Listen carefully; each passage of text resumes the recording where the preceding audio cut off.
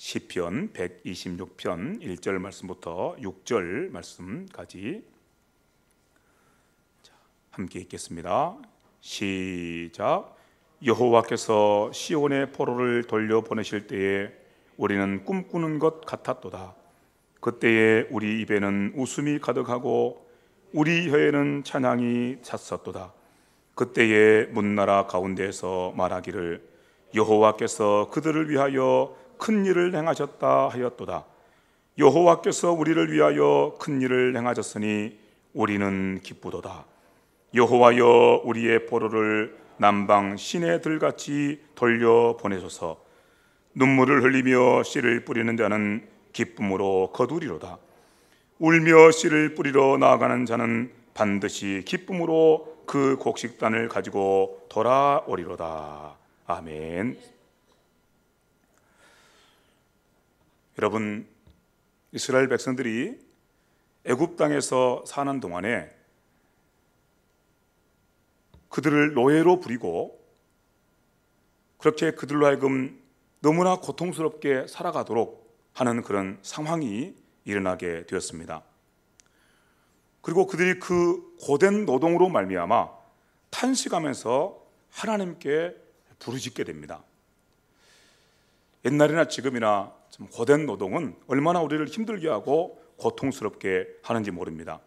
더군다나 종으로 노예로 이렇게 부림을 받고 있다면 그 고통이 얼마나 심하였겠습니까?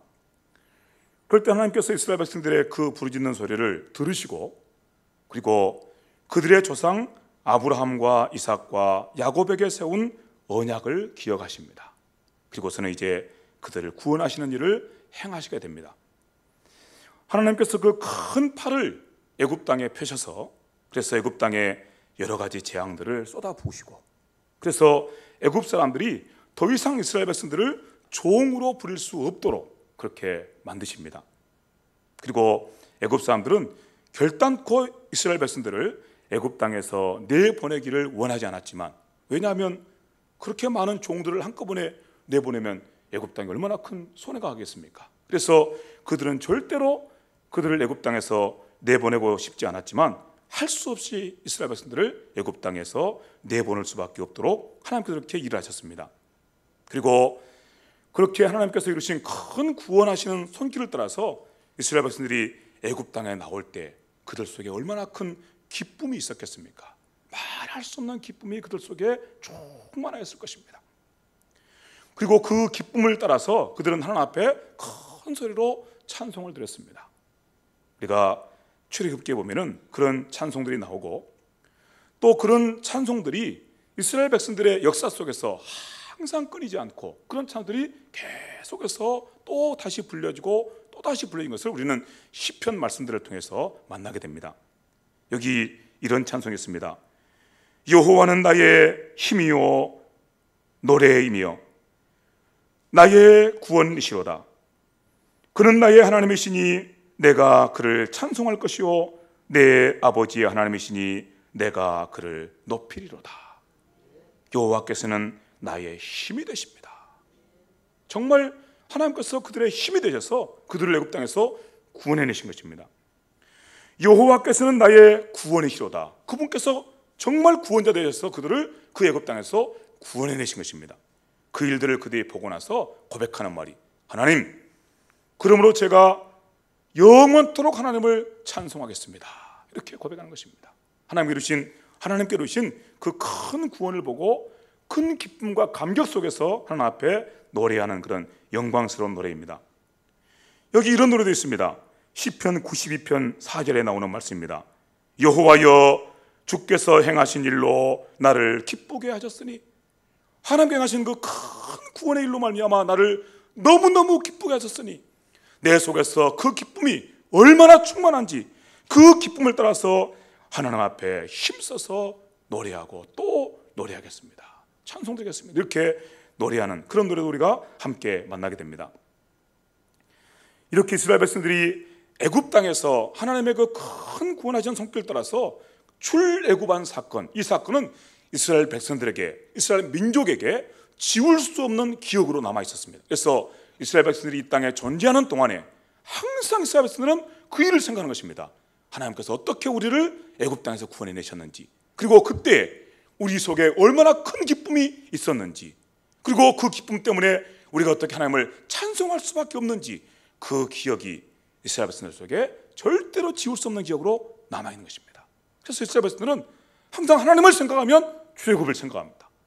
출애굽을 사건을 생각하면 그 속에 기쁨이 막 솟아납니다. 하나님 이렇게 큰 구원을 이루셨으니 우리가 주를 찬송하리로다 하고 찬송이 막 저절로 터져나옵니다. 이게 이스라엘 역사 속에서 있었던 일입니다. 그런데 출애굽 사건과 비슷한 사건이 이스라엘 역사 가운데 또 있었습니다. 그것은 바로 이스라엘 백성들이 그렇게 이제 출애굽에서 가나안 땅에 정착해서 가나안 땅을 자기들 땅으로 차지하고 그렇게 살다가 그만 그 땅에서 쫓겨나게 되었을 때 일어난 일입니다. 그들이 가나안 땅에서 우상 숭배하는 죄에 빠지고 하나님의 언약을 배반하는 그런 죄에 빠졌을 때 하나님께서 그들을 바벨론 사람이라고 하는 그런 사람들에게 손에 맡겨버리셨어요. 그래서 바벨론 군대가 쳐들어와서 그들이 살고 있는 땅을 짓밟고, 그리고 예루살렘 성전을 다 무너뜨려버리고, 그리고서는 그 이스라엘 사람들을 다 포로로 잡아서 자기들 나라로 끌고 가버린 것입니다. 수말리 떨어진 그런 이방 땅으로 그들이 끌려가서 그곳에서 그렇게 정말 비참한 삶을 살게 됩니다. 여러분, 예나 지금이나 생면부지의 땅에 가서 정착해 산다는 것은 얼마나 고단하고 힘들이 모릅니다. 그런데 수말리, 그 먼 옛날에 수말리, 한 번도 가보지도 못하고 한 번도 들어보지도 못한 땅으로 끌려가서 그 땅에서 그렇게 낯선 풍토와 낯선 문화와 낯선 사람들 속에서, 그것도 포로로 끌려온 그런 이 비천한 신분으로 그 땅에 살아간다는 것은 이스라엘 백성들에게 굉장히 큰 아픔이고 고통이었습니다. 그래서 얼마나 그 땅에서 이스라엘 백성들이 괴로워하고 힘들어했는지 모릅니다. 그런데 이스라엘 백성들에게 그런 육신의 고통, 그렇게 자기가 살아가고 있는 그 자리에서 찾아오는 육신의 고통보다도 더 큰 고통이 있었습니다. 견딜 수 없는 고통이 있었습니다. 그것은 그들의 하나님을 더 이상 섬길 수가 없게 되었다는 것입니다. 그들이 하나님 앞에 나가서 더 이상 경배할 수가 없게 됐다는 것입니다. 그것이 그들에게 너무 큰 슬픔이었어요. 얼마나 그게 고통스러웠는지 모릅니다. 그래서 시편 말씀 속에 그들의 그 고통스러운 그런 마음들이 이렇게 남아 있습니다. 여러분, 한번 시편 말씀을 한번 가서 읽어봅시다. 137편 1절부터 6절입니다. 137편입니다. 바로 뒤에 있는 말씀인데 한번 읽어보시기 바랍니다. 찾기 어려우신 분들은 앞에 화면을 보시면서 함께 한번 읽어보십시오. 1절입니다. 시작. 우리가 바벨론의 여러 강변 거기에 앉아서 시온을 기억하며 울었도다. 이스라엘 백성들이 바벨론 땅으로 끌려가서 그 바벨론 강변에 모여 살면서 그들이 시온성, 그러니까 예루살렘 성, 그들이 하나님을 섬기던 그 성을 기억하고 그렇게 우는 것입니다. 하염없이 눈물이 나는 거죠. 옛날 생각을 하면서, 우리가 옛날에 그렇게 영광스럽게 하나님의 백성으로 하나님을 섬기던 때가 있었는데 어찌 우리가 여기 강변에 이렇게 처량하게 앉아있는고. 이게 그들의 슬픔이에요. 고통입니다. 계속되는 말씀 한번 들어보시기 바랍니다. 이렇게 노래하고 있습니다. 읽어볼까? 2절입니다. 시작. 그 중에 버드나무에 우리가 우리의 수금을 걸었다. 수금이라는 것은 악기입니다. 그들이 늘 이렇게 가지고 다니면서 노래하고 연주하는 그 악기를 버드나무에다가 걸어두었다. 이렇게 말하고 있습니다. 그래서 들어보시죠. 왜 버드나무에다 걸어두었는지. 3절입니다. 시작. 이는 우리를 사로잡은 자가 거기서 우리에게 노래를 청하여 우리를 황폐하게 한 자가 기쁨을 청하고 자기들을 위하여 시온의 노래 곧 하나를 노래하라 함이로다. 여러분, 시온의 노래라는 것은 하나님께 부르는 노래예요. 여기 지금 우리가 함께 읽고 있는 이런 시편 말씀들입니다. 이런 시편 말씀들에다가 곡을 붙여가지고 하나님 앞에 노래를 부르는 그런 노래가 시온의 노래입니다. 하나님의 사람들이 시온에서 예루살렘 성전에서 부르는 그 영광스러운 찬양입니다. 그런데 그 노래를 불러라, 이렇게 그들의 주인들이 요청하는 것입니다. 그들을 포로로 끌고 온 바로 그들 향해서, 야, 너희들 옛날 시온에서 부르던 그 노래를 우리 앞에서 한번 불러라. 그럴 때 얼마나 기가 막힌 거예요. 하나님 앞에서 불러야 될 찬송을 원수들 앞에서 불러야 되는 그들의 형편들 때문에 얼마나 기가 막힌 거예요. 그걸 생각하고 그들이 우리는 더 이상 노래하지 않겠습니다 하고 자기들의 수금을, 자기들의 악기를 버드나무에다가 걸었다. 지금 그렇게 말하고 있는 것입니다. 계속 한번 들어보시기 바랍니다. 4절입니다. 읽어보겠습니다. 시작. 우리가 이방 땅에서 어찌 여호와의 노래를 부를까? 예루살렘아, 내가 너를 잊을진대 내 오른손이 그의 재주를 잊을지로다.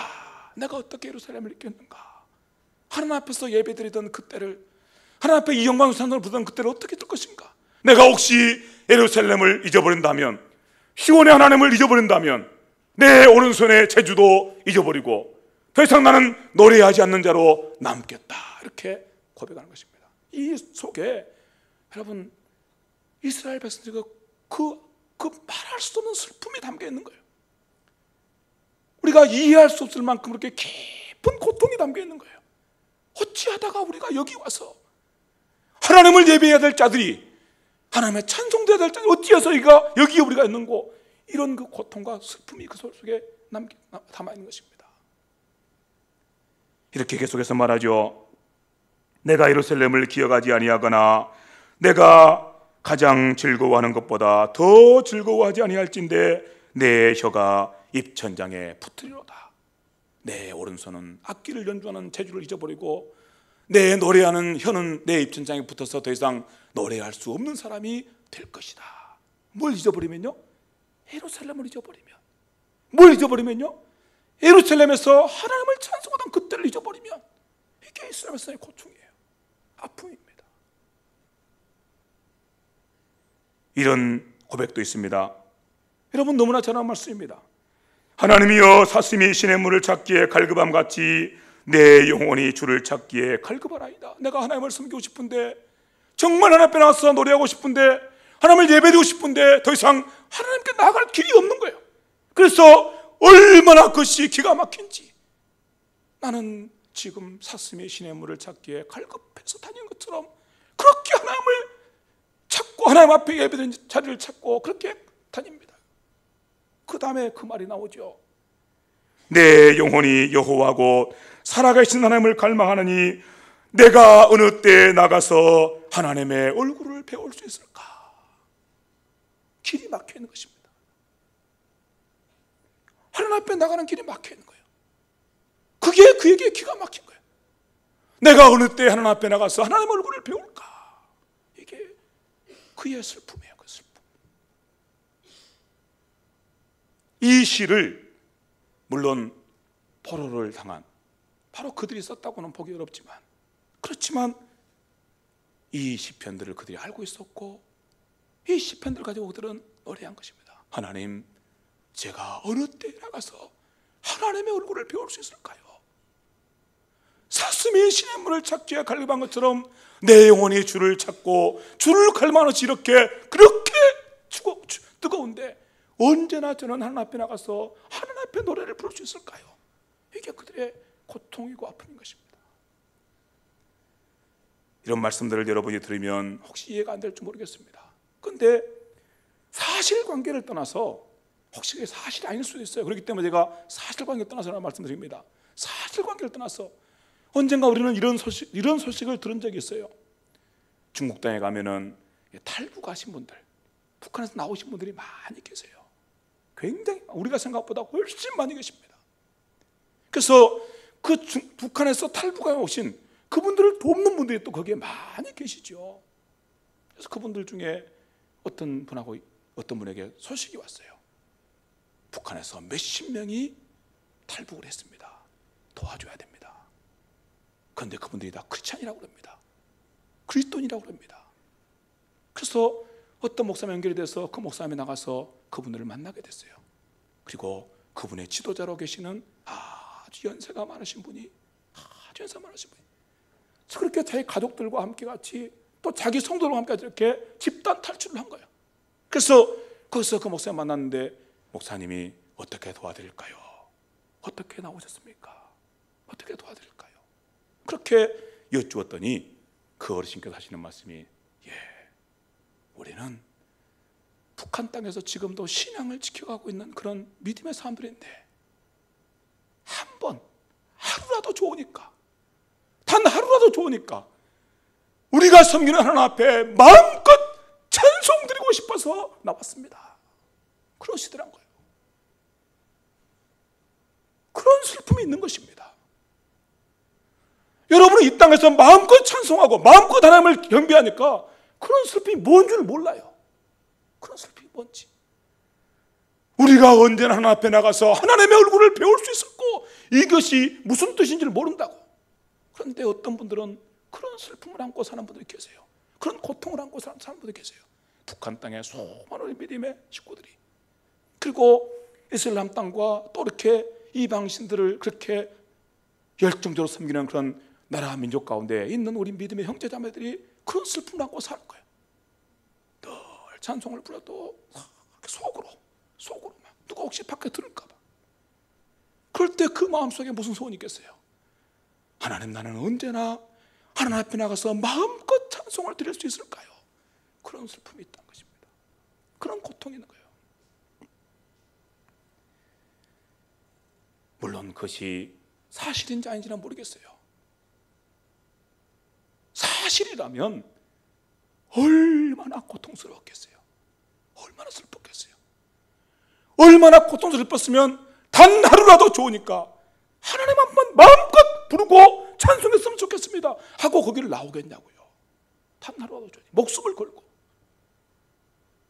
그런 고통과 그런 슬픔에 지금 포로로 끌려간, 그래서 바벨론 강가에서 그렇게 모여 살고 이곳저곳 수많은 나라에서 흩어져서 포로로 살아가는 이스라엘 백성들 속에 그런 슬픔과 그런 고통이 있었다 그 말이에요. 그런데 그들에게 놀라운 소식이 들려왔습니다. 어느 날 갑자기 들려온 소식입니다. 모든 유대인들은 자기의 고국으로 돌아가도 좋다. 고레스 왕이라고 하는 그런 왕이 갑자기 칙령을 내린 것입니다. 모든 유대인들은 다 자기의 고국으로 돌아가도 좋다, 이렇게 칙령이 내려온 거예요. 그럴 때 그 칙령을 받고, 왕의 칙령을 받고 몇몇 무리들이 그동안 70년 동안 살았으니까, 70년 가까이 살았으니까 이미 다 정착한 거죠. 그래서 한 대, 두 대가 지나가고 있으니까요. 그런데 그 모든 사람을 정리하고 그래서 고국으로 이렇게 돌아가는 그런 여행길을 시작한 것입니다. 그러면서 그들이 고국으로 돌아갈 때, 그럴 때 그들 속에 뭐가 있었겠어요? 큰 기쁨이 있는 거죠. 옛날 이스라엘 백성들이 애굽 땅에서 나오면서 그렇게 큰 기쁨으로 하나님을 찬송하고 갔던 것처럼 지금 바벨론 땅에서 여행단을 꾸려서 그렇게 다시 고국 땅으로 나가는 그들 속에 그런 기쁨이 있는 것입니다. 그런 감격이 있는 것입니다. 그리고 그런 감격과 기쁨을 안고 그들이 얼마나 이렇게 영광스럽게 그 땅을 나서서, 그리고 예루살렘을 향해서, 유대 땅을 향해서 나아가겠습니까? 바로 그 모습을 우리에게 보여주는 말씀이 여기 말씀입니다. 여기 이런 말씀이 있습니다. 시편 126편, 아까 우리가 읽었던 그 말씀 1절 말씀입니다. 한번 여러분 직접 한번 읽어보시기 바랍니다. 들어봅시다. 그들 속에 도대체 어떤 감격이 있었고 어떤 기쁨이 있었는지 이 말씀 한마디가 우리에게 그렇게 생생하게 들려줍니다. 들어보겠습니다. 시작. 여호와께서 시온의 포로를 돌려보내실 때에 우리는 꿈꾸는 것 같았도다. 꿈꾸는 것 같았도다. 어떻게 이런 일이, 그 속에는 기쁨이 너무 커요. 그냥 솟아나는 기쁨을 감당할 수 없어요. 다른 말로 말할 것이 없어요. 그래서 말합니다. 우리는 꿈꾸는 것 같았도다. 여러분 혹시 살아오시면서 이런 거 경험해 보셨어요? 이런 기쁨 경험해 보셨어요? 너무 내 속에 있는 그 기쁨이 너무 커서 그래서 마치 꿈꾸는 것 같아요. 붕 떠가지고. 어떤 분이 그러죠. 어떤 너무너무 기쁜 일을 만난 어떤 분이 그 일을 만났더니 내가 얼마나 기쁜지 그냥 내가 공중에 붕붕 떠다닌 것 같더라. 발이 땅에 닿지 않아요. 얼마나 기쁜지. 이미 내 발은, 내 육신의 발은 땅을 밟고 있는데 그런데 그냥 붕붕 떠 있어요. 붕붕 떠 있어요. 혹시 여러분 그런 거 경험해 보셨어요? 그런 거. 그런 기쁨 경험해 보셨어요? 그런 기쁨이 우리 속에 있을 때 그렇게 하는 말입니다. 내 속에는 기쁨이 얼마나 큰지 나는 마치 꿈꾸는 것 같았도다, 이렇게 말한 것입니다. 바벨론 땅에서 포로로 살던 그들이 그렇게 사모하던 하나님의 성전으로 나갈 수 있고, 그렇게 사모하던 하나님께 예배드리는 그 자리로, 찬송드리는 자리로 나갈 수 있다는 그 사실 때문에 그들 속에 그런 기쁨이 있는 것입니다. 꿈꾸는 것과 같은 그런 기쁨이 그들 속에 있는 것입니다. 그리고 그런 기쁨을 안고 그들은 하나님께서 계시는 그 예루살렘 성을 향해서 달려갑니다. 2절 한번 보시기 바랍니다. 그때 우리 입에는 웃음이 가득하고 우리 혀에는 찬양이 찼었도다. 그때 문나라 가운데서 말하기를 여호와께서 그들을 위하여 큰 일을 행하셨다 하였도다. 이스라엘 백성들 자신뿐만 아니고 모든 나라 그 소식을 듣고, 야, 하나님께서 저들을 위해서 정말 큰 일을 행하셨구나, 그렇게 모든 사람들이, 모든 나라가 다 일어나서 그렇게 하나님을 인정하고, 자기들 속에는 입속에 웃음이 가득한 거예요. 입속에. 그리고 그 속에 찬송이 막 가득 찬 거예요. 그렇게 표현하고 있습니다. 어떻게 글로 더 이상 표현할 수 있겠습니까? 글로 표현할 길이 없죠. 어떻게 말로 표현할 수 없죠. 그들 속에는 그 기쁨은 어떻게 말로 표현할 수가 없죠. 여기 이 한마디가 있습니다. 3절입니다. 여호와께서 우리를 위하여 큰 일을 행하셨으니 우리는 기쁘도다. 우리는 기쁘도다. 이거예요. 한마디. 마지막 결론이에요. 같이 한번 읽어봅시다. 시작. 여호와께서 우리를 위하여 큰 일을 행하셨으니 우리는 기쁘도다. 아멘. 이 마음을 안고 예루살렘에 와서 가는 것입니다. 여호와께서 이렇게 큰 일을 우리를 위해 하셨으니 우리는 기쁘도다. 입속에 웃음이 가득하고 그 속에 찬송이 가득한 그 모습으로 찬송을 부르면서, 그러면서 여호와께서 이렇게 큰 일을 행하셨으니 우리는 기쁘도다, 그렇게 가는 것입니다.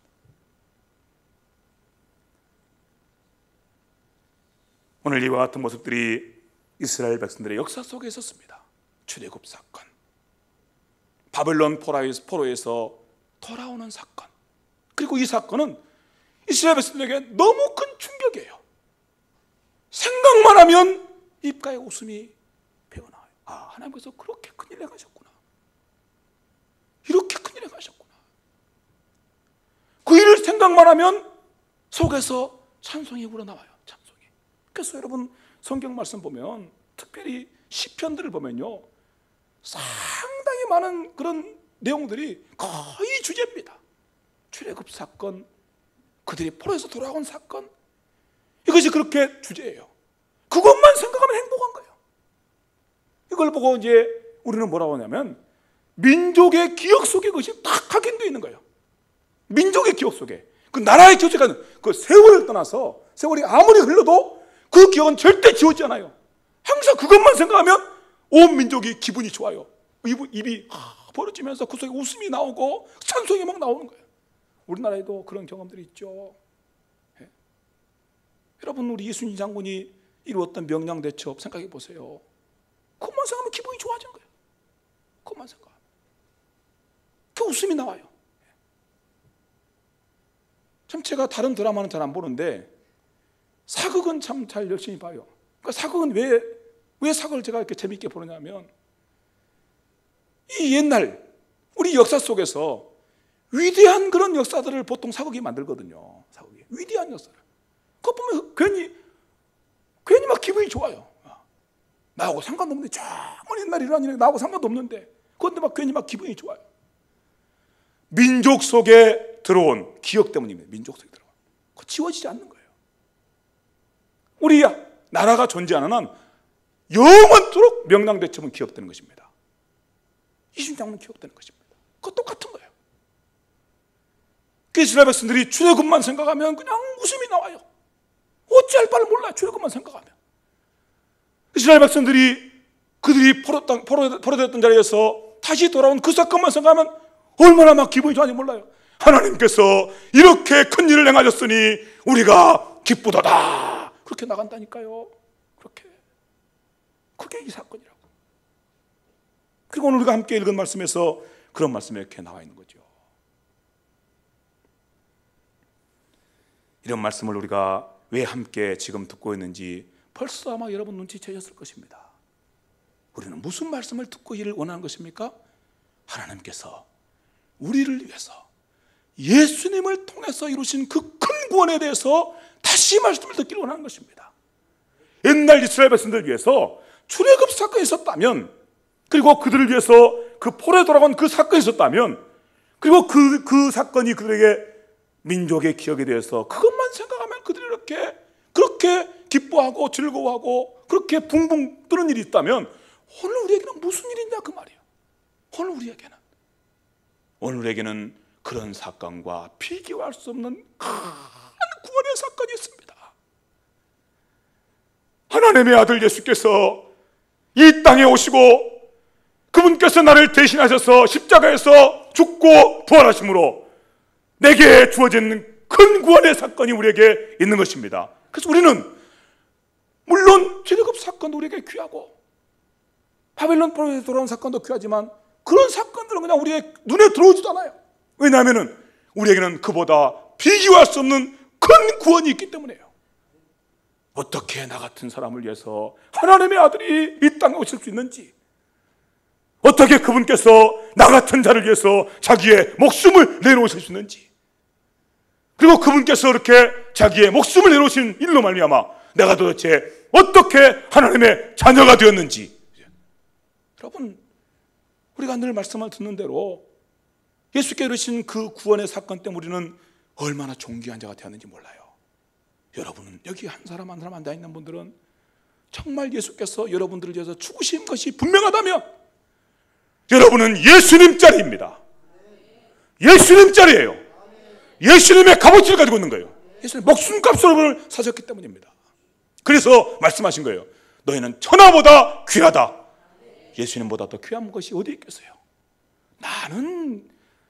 내 영혼을 생각하면요, 내 영혼의 가치를 생각하면, 혹시는 내 나라는 사람의 존재의 가치를 생각하면 천하보다 귀할 수 없어요. 어떻게 우주보다 더 귀할 수 있겠어요? 우주가 얼마나 크고 우주 속에 얼마나 많게 들어있는데.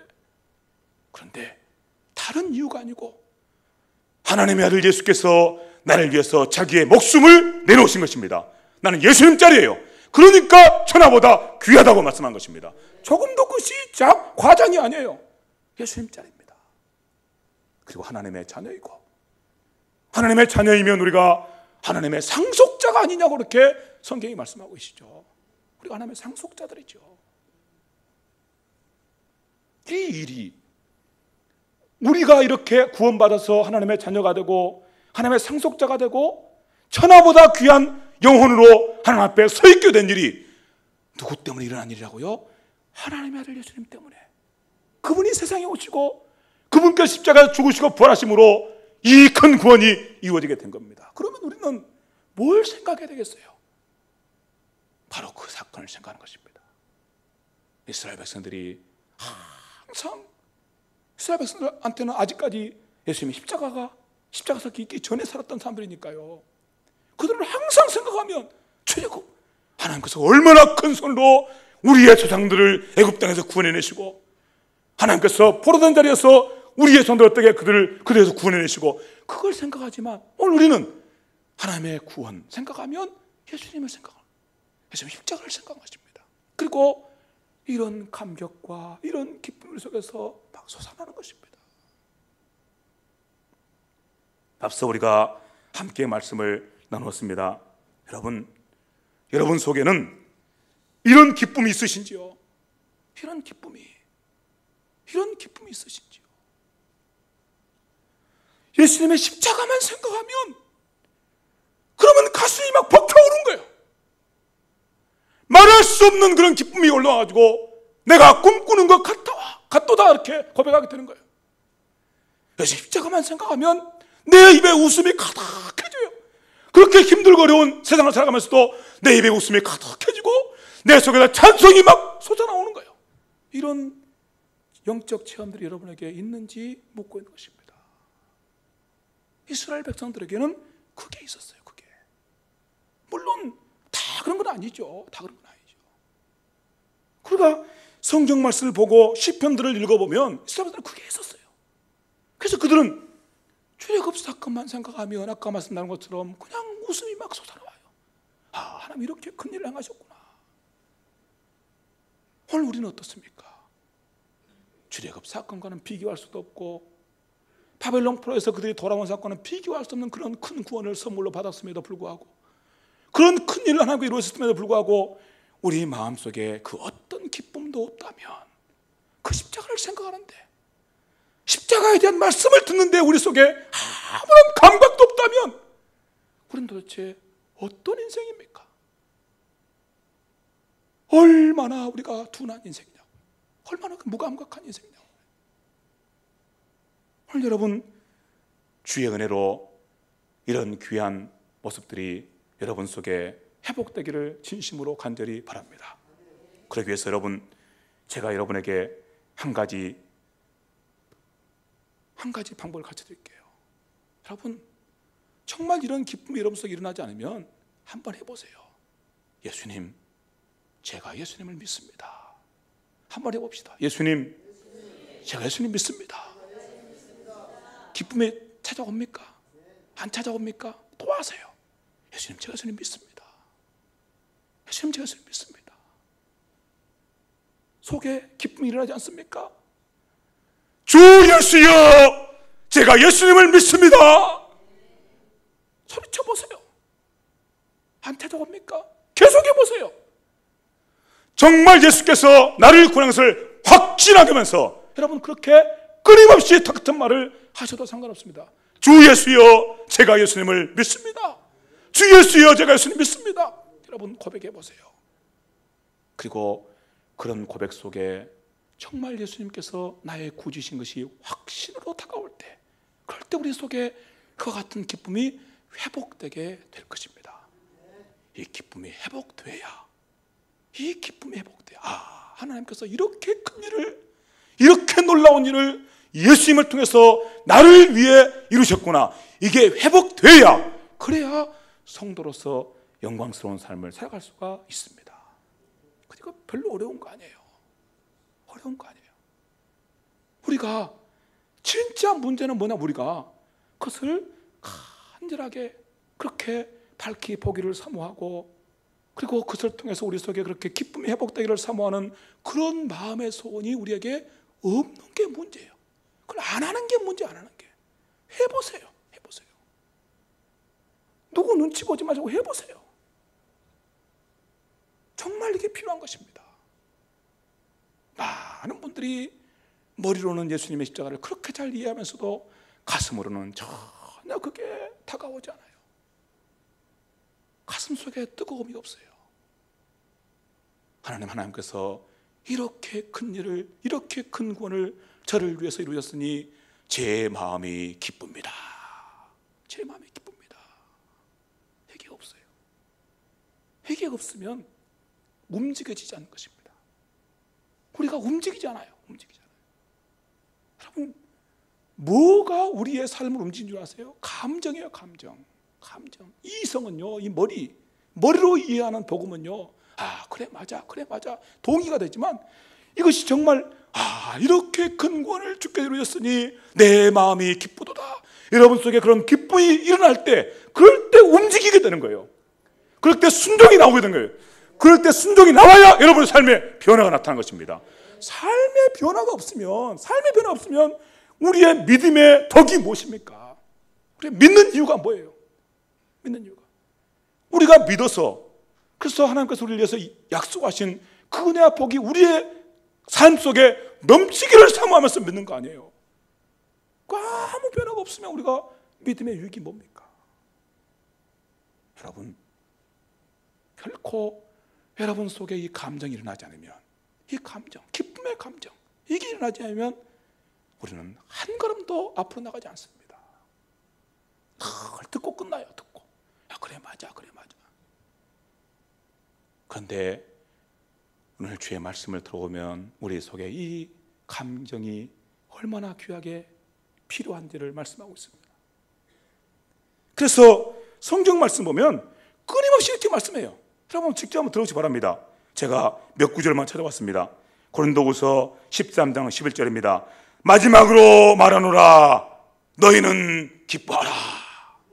너희는 기뻐하라. 그런데 이 기쁨이요, 그냥 나 이제부터 기뻐해야 되겠다, 그게 아니에요. 주 예수의 그 십자가를 생각할 때 내게서 일어나는 그 기쁨이에요. 그 기쁨을 말하고 있는 거예요.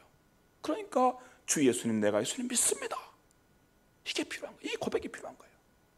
그 고백을 통해서 우리 속에서 이 기쁨이 일어나야 된다고 말입니다. 그냥 내가 살아가면서 난 이제부터 난 기뻐하고 살아야 돼, 나 이제부터 감사하고 살 거야, 불평 안 할 거야, 그게 아닙니다. 우리를 향해서 말씀하셨던 그게 아니에요. 우리 속에 십자가의 그 구속 때문에 일어나는 그런 기쁨이 있는가, 그걸 묻고 있는 것입니다. 기뻐해라, 그 말. 이런 말씀 여러분 잘 아시죠? 이와 같이 너희도 기뻐하고 나와 함께 기뻐하라. 기쁨에서 시인하고 우리가 부르는 빌립보서에 나오는 말씀입니다. 똑같은 빌립보서의 3장 1절에 이렇게 말씀합니다. 끝으로 나의 형제들아, 주 안에서 기뻐하라. 너희에게 같은 말을 쓰는 것이 내게는 수고로움이 없고 너희에게는 안전하니라. 내가 다시 끝으로 말하는데, 다시 한번 부탁하는데, 너희가 기뻐하라. 근데 여러분, 기뻐하라 그러니까 나 이제부터 기뻐해야지, 그게 아니라고 그랬어요. 뭘 생각할 때 오는 기쁨이라고요? 예수님의 십자가, 하나님 예수님을 통해 이루신 그 큰 구원을 생각할 때 오는 기쁨이에요. 하나님께서 이 큰 구원을 이루었으니 내가 기쁘도다, 이겁니다. 이게 있어야 된다고. 주의 은혜를 구하시기 바랍니다. 성령님이 일하시는 걸 구하시기 바랍니다. 그리고 무엇보다 여러분, 정말 제가 가르쳐드려 해보세요. 주 예수여, 제가 예수님 믿습니다. 주 예수여, 내가 예수님 믿습니다. 같이 한번 해봅시다. 주 예수여, 제가 예수님 믿습니다. 주 예수여, 제가 예수님 믿습니다. 여러분, 심령 속에서 정말 믿음의 고백을 담아서 예수께서 도대체 무슨 일을 나를 이루셨는지를 생각하면서 고백해 보세요. 그리고 그런 고백을 통해서 우리 속에 이런 기쁨이 회복되기를 진심으로 간절히 바랍니다. 기쁨이 회복되면 그 속에서 뭐가 나올까요? 찬송이 나오게 됐습니다. 찬송이. 기쁨이 회복될 때, 그래서 기쁨과 찬송이 내 입에 찼도다, 내 입에 가득 찼다, 그 말.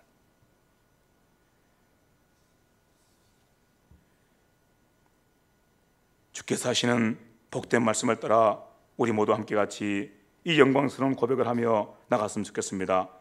하나님께서 나를 위해 이루신 그 큰 구원을 생각할 때 나는 꿈꾸는 것 같아도다. 그때 내 입에는 웃음이 가득하고 내 혀에는 찬양이 가득하였도다. 아, 여호와께서 이 큰 구원을 이루었으니 우리는 기쁘도다. 할렐루야. 우리 속에 이런 귀한 모습들이, 이런 귀한 영광스러운 모습들이 함께 회복되기를 정말 간절히 바랍니다. 이런 마음을 우리가 함께 같이 품고 말씀을 듣는데, 이 말씀의 결론은 이겁니다. 이 말씀의 결론은 이거예요. 뭐냐 하면 하나님께서 이렇게 큰 구원을 이루셨도다. 하나님께서 하셨도다. 하나님께서 하셨다. 주님께서 하셨습니다. 주께서 이 큰 일을 이루셨습니다. 주께서 하셨습니다. 주께서 하셨습니다라는 고백이 나올 때, 그럴 때 뭐가 나올까요? 주께서 하실 것입니다라는 고백이 나오는 거예요. 하셨습니다라는 고백이 나와야 돼요. 아, 하나님께서 이렇게 큰 구원을 주는 것을 내가 봅니다. 믿음의 눈으로 보죠. 그러고 나서 내 삶을 보는 거예요. 그랬더니 내 삶의 모든 자리에 하나님께 일하고 계신 거예요. 이것도 하나님께서 하시고 저것도 하나님께서 하시고. 그래서 우리 입에서 끊임없이 나오는 말이 그 말입니다. 이것도 주께서 하셨습니다. 이것도 주께서 하셨습니다. 주께서 십자가에서 나를 위해서 이루신 그 큰 구원을 주신 것처럼 이것도 하셨습니다. 저것도 하셨습니다. 모든 내 삶 속에서 주께서 일하고 계십니다. 이런 고백이 나와야 되는 것입니다. 이게 나오게 돼 있어요. 어떻게 그런 고백이 나올 수밖에 없는가 하면 갈라디아서 2장 20절 우리에게 이렇게 말씀하기 때문입니다. 내가 그리스도와 함께 십자가에 못 박혔나니 그런즉 이제는 내가 사는 것이 아니오 오직 내 안에 누가 사시죠? 그리스도께서 사신 것이다. 하나님께 내 안에 살고 계신다고 말이에요. 그리스도께서, 그분께 살고 계시면서 그분께서 내 삶 속에서 모든 일을 이루고 계신 겁니다. 이런 하나님의 손길을 여러분 믿음의 눈을 열어서 보실 수 있게 되기를 진심으로 간절히 바랍니다. 왜냐하면 이 하나님의 손길을 보지 못하면 하나님께 소망을 두지 않기 때문입니다. 오늘 함께 읽은 말씀을 들어보니까 이런 노래가 이어진 걸 볼 수 있습니다. 주께서 이 큰 구원을 이루셨으니 내 마음이 기쁘도다 하고 나서 주께서 하셨습니다 하고 나서 다음에 나오는 4절 말씀 이것입니다. 한번 들어보시기 바랍니다.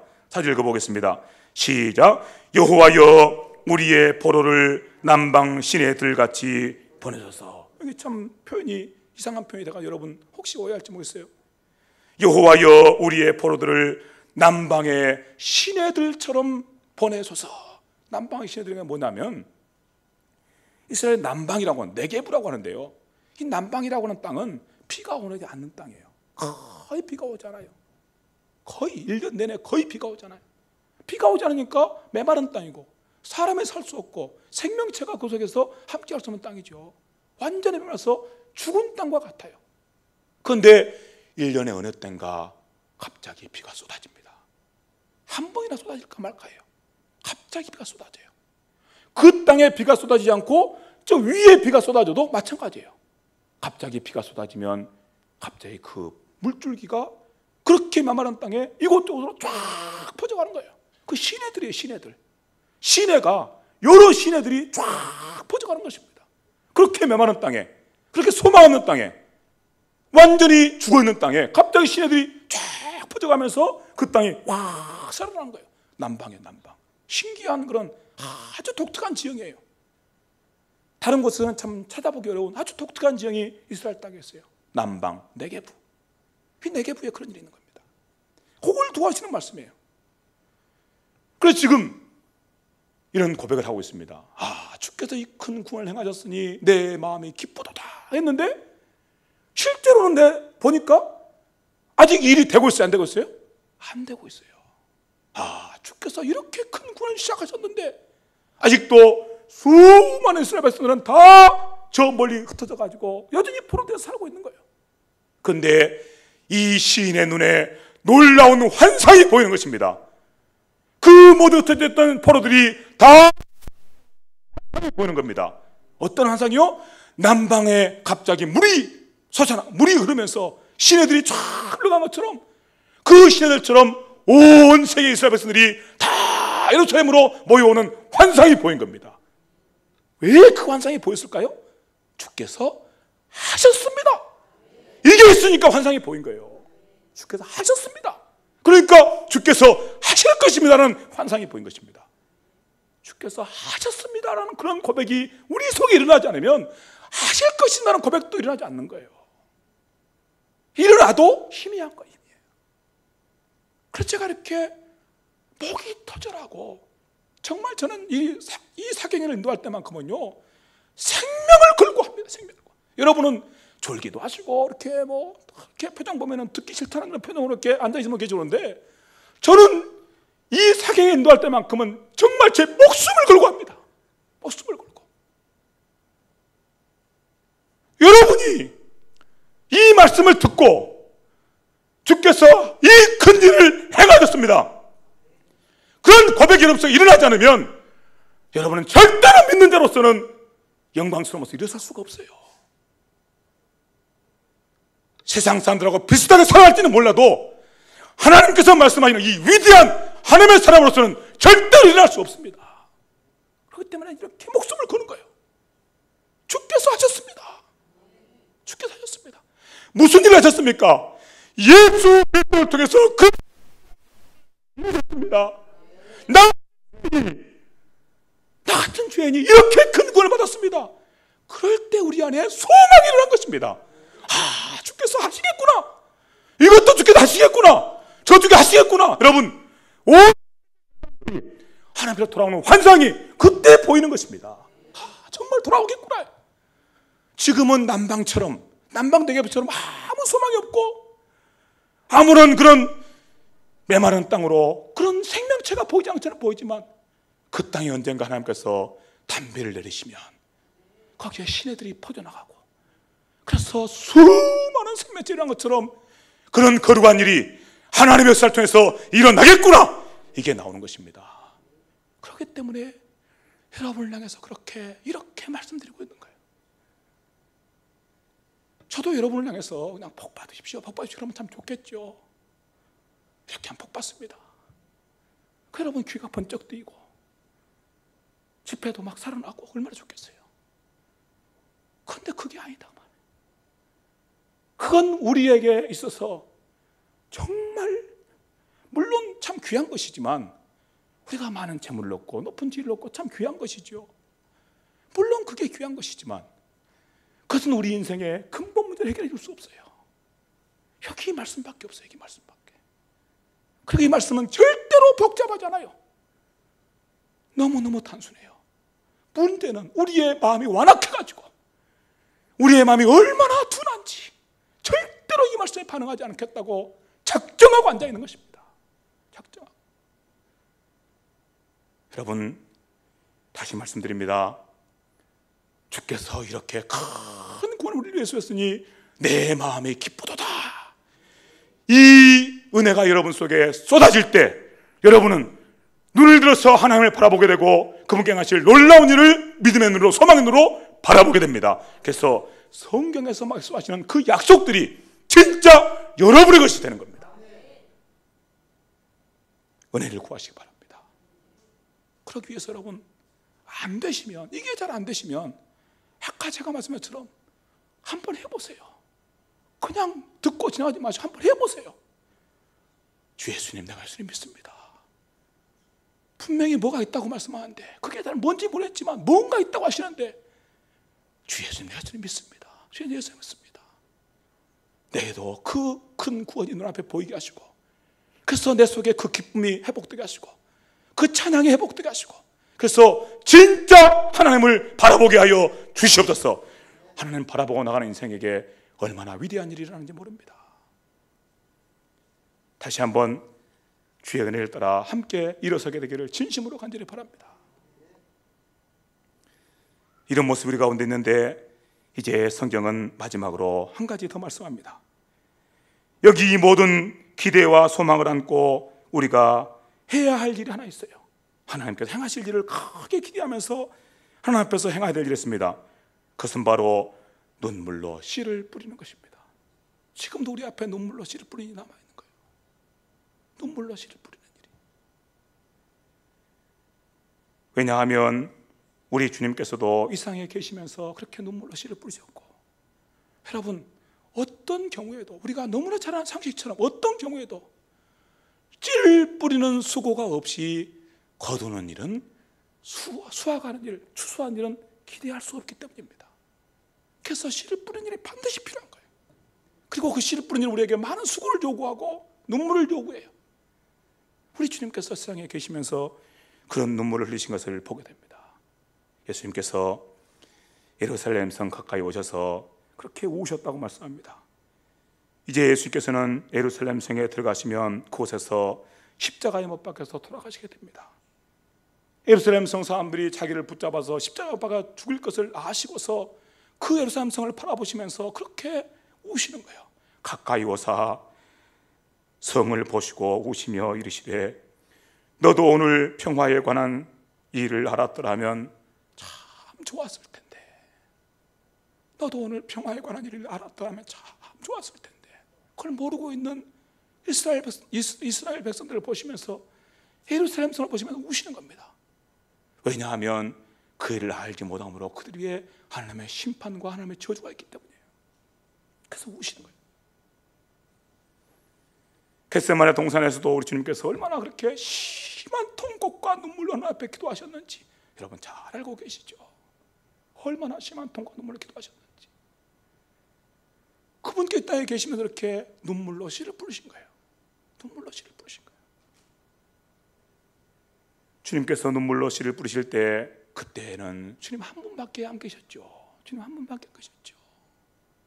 제자들도 다 잠을 자고 주님 한 분밖에 안 계셨죠. 십자가에 매달려 계실 때 누가 주님 곁에 그렇게 믿음의 눈으로 주와 함께 하면서 그렇게 함께 있었습니까? 한 분밖에 안 계셨죠.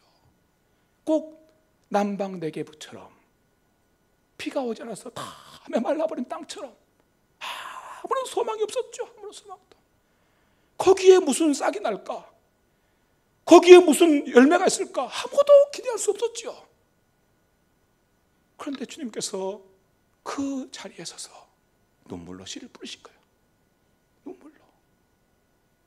그리고 그 씨가 얼마나 놀라운 열매를 맺게 되는가를 보시기 바랍니다. 얼마나 놀라운 열매를 맺게 되는지. 예수님의 제자들도 마찬가지예요. 사도 바울도 마찬가지예요. 사도 바울이 쓴 편지들 읽어보면 늘 눈물이라는 단어가 몇 군데 나와요. 눈물이라는 단어가. 우리가 기대하는 것처럼 사도 바울은 교회로부터 절대로 환영받는 사람이 아니었습니다. 우리가 생각할 때는 사도 바울이라니까 너무 훌륭하신 분이니까 교회에서 쌍수들도 환영하고 늘 그분을 이렇게 대접하고 그랬을 것 같죠? 아니요. 사도 바울이요, 이 십자가와 부활의 복음을 전한다는 이것 때문에 늘 사도 바울은 교회에서 배척의 대상이었어요. 얼마나 교회에 대해서 사도 바울을 치료했는지 몰라요. 저 사람은 십자가 부활밖에 모른다. 예수님밖에 모른다. 심지어 그런 사도 바울을 모함해가지고 사기꾼으로 몰고 도둑놈으로 몰고 그랬어요. 얼마나 기가 막힌 일이 사도 바울의 그 사역 속에 있었는지 모릅니다. 우리가 생각했던 사도 바울이니까 다 환영하고 훌륭하신 분이라고 다 높여들 것 같은데 아니요, 그렇지 않습니다. 그럴 때 사도 바울의 눈에 얼마나 많은 눈물이 흘렸겠어요. 생각해 보세요. 교회가 자기의 수고를 알아주지 않은 것 때문에 눈물이 나는 것이 아니고, 너희가 어떻게 내 수고를 알아주지 않아? 내가 널 얼마나 사랑하는데 그래서 눈물이 나는 게 아니고, 하나님 저들을 어찌하면 좋습니까? 저 완악하고 황폐한 인생들을 어떻게 하면 좋습니까? 이게 그의 슬픔이에요. 이게 그의 눈물이에요. 그런 눈물을 흘리는 모습들이 이렇게 나옵니다. 고린도후서에 말씀이 있습니다. 내가 마음에 큰 눌림과 걱정이 있어 많은 눈물로 너희에게 썼다. 많은 눈물을 흘리면서 지금 사도 바울이 이 고린도 교회에 편지를 쓰고 있는 것입니다.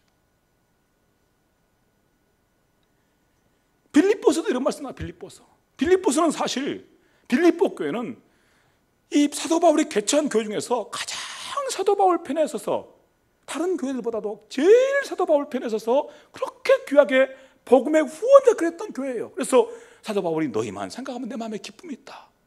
내가 얼마나 끝까지 나와 함께 하는지, 다 내 곁을 떠나는데 너희는 내 곁에 지금까지 있구나 하면서 얼마나 자랑스러웠는지 몰라요. 그런데 그 빌립보 교회를 향해서도 같은 말이 나와요. 그런 빌립보 교회를 향해서도 빌립보서 3장 18절 말씀입니다. 내가 여러 번 너희에게 말하였거니와 이제도 눈물을 흘리며 말한다. 이제도 내가 너희를 눈물을 흘리며 말한다. 이런 눈물이 있는 것입니다. 주님께 이런 눈물이 있었고 주님의 제자에게 이런 눈물이 있었다면 오늘 우리에게도 당연히 이런 눈물이 있는 것입니다. 어떤 영혼들을 볼 때, 그럴 때 우리 속에 눈물이 있는 거예요. 우리의 가정을 볼 때 눈물이 있는 거예요. 네? 우리 교회를 볼 때 눈물이 있는 거예요. 우리 교회 여러분 절대 완전한 교회가 아니에요.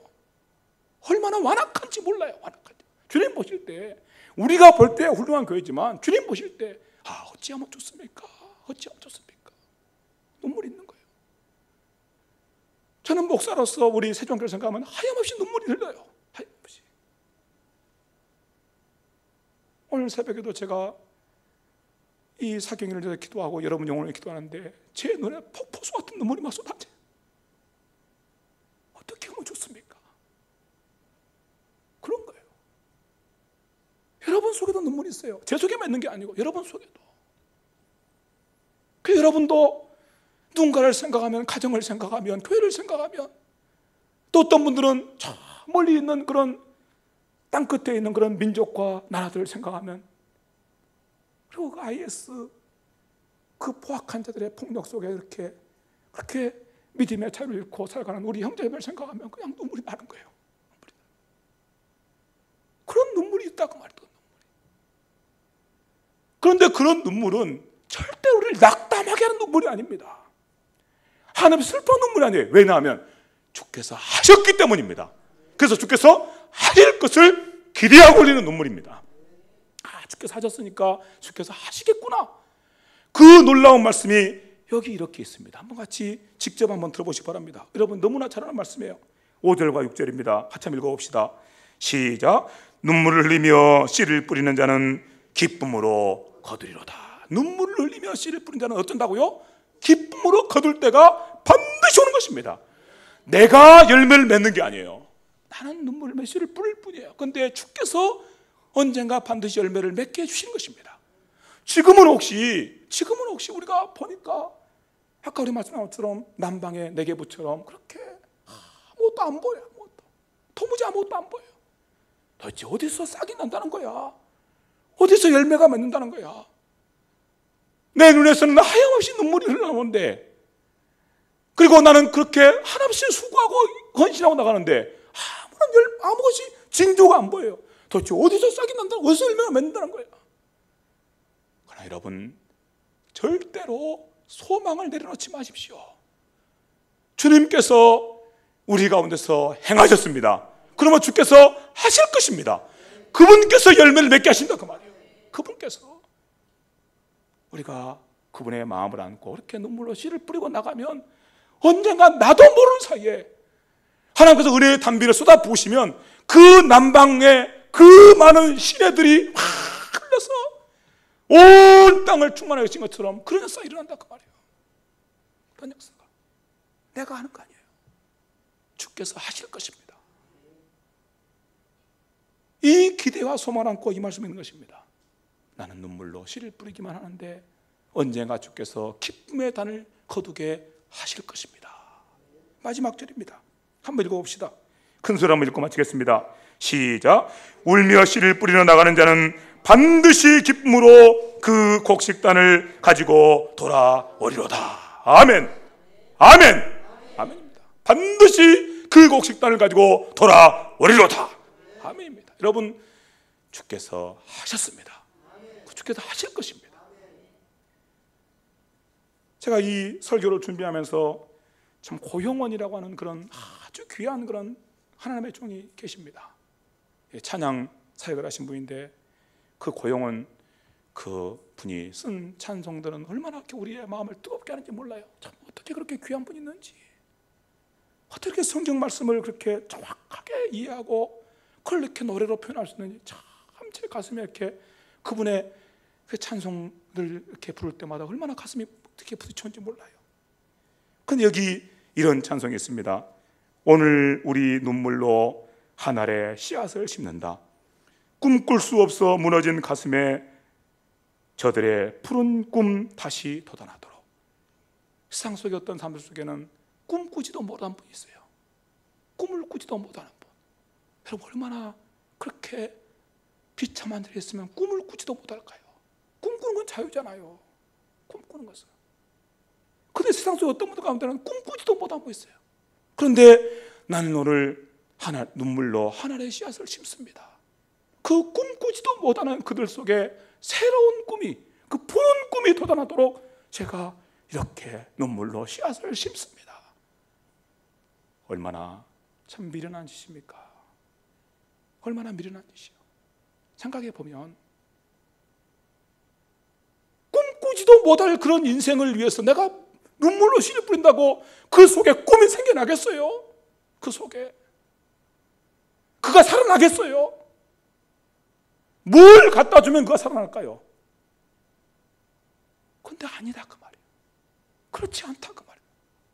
나는 못해요. 나는 그의 인생을 변화시키지 못합니다. 푸른 꿈을 다시 돋아나고 만들 수가 없어요. 그런데 나는 오늘 눈물로 하나님의 씨앗을 심는데 누가 일하십니까? 하나님이 일하신다 그 말이에요.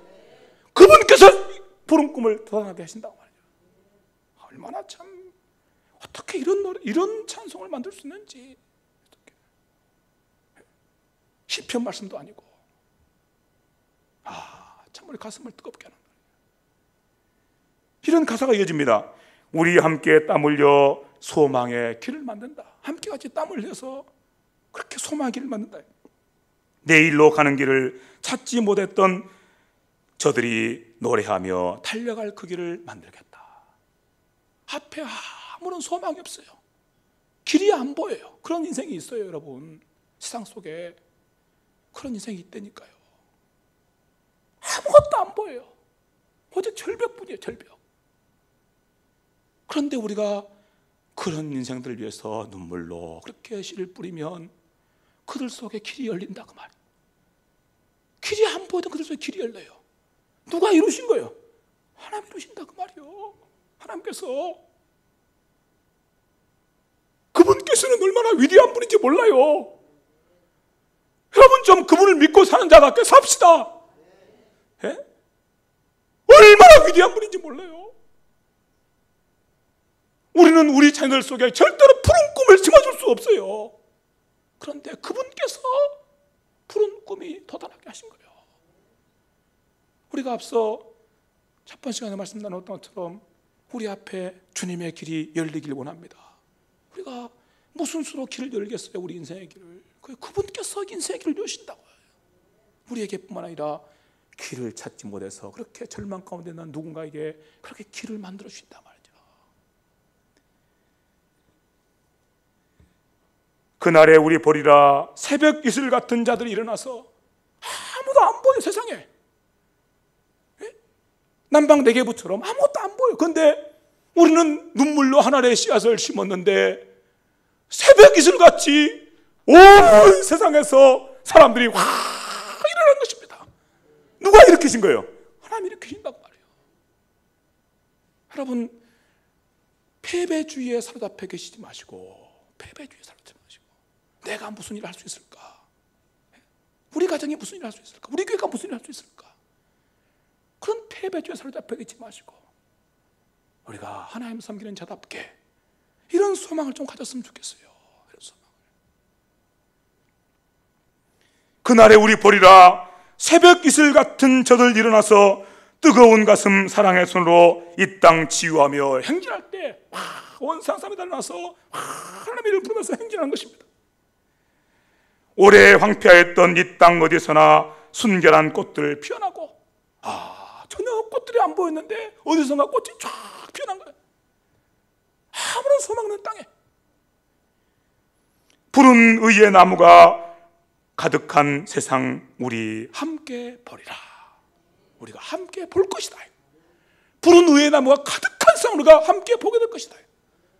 여러분, 주께서 하시는 이 말씀이 여러분 속에 생명의 말씀으로, 소망의 말씀으로 이렇게 역사할 수 있게 되기를 진심으로 간절히 바랍니다. 그래서 우리가 정말 하나님을 믿는 사람답게, 정말 하나님을 믿는 사람답게 이렇게 영광스러운 주의 백성들을 함께 일어나서 나아가고, 여기 우리가 마지막에 함께 나눈 이 찬송시처럼, 여러분이 세상에 소망이 되기를 바랍니다. 여러분이 눈물로 심는 그 하나님의 씨앗으로 말미암아 세상 속에 새로운 길이 열리고, 세상 속에 죽어있던 영혼들의 살아나는 역사가 나타나고, 세상에 꽃이 피고 열매가 맺는 그런 역사가 나타나기 바랍니다. 나는 눈물로 하나님의 씨앗을 심었을 뿐이에요. 그 하나님께서 얼마나 놀라운 열매를 맺으시는지 기쁨으로 단을 거두어 오는 그런 역사를 함께 보게 되기를 바랍니다. 혹시 우리가 이 땅에서 그런 일을 보지 못한다면 우리의 수고를 통해 일하시는 하나님께서 언젠가 반드시 그를 이루실 것입니다. 오늘 주께서 하시는 이 말씀 새겨드렸으면 이제 함께 같이 말씀 의지해서 기도했으면 좋겠습니다.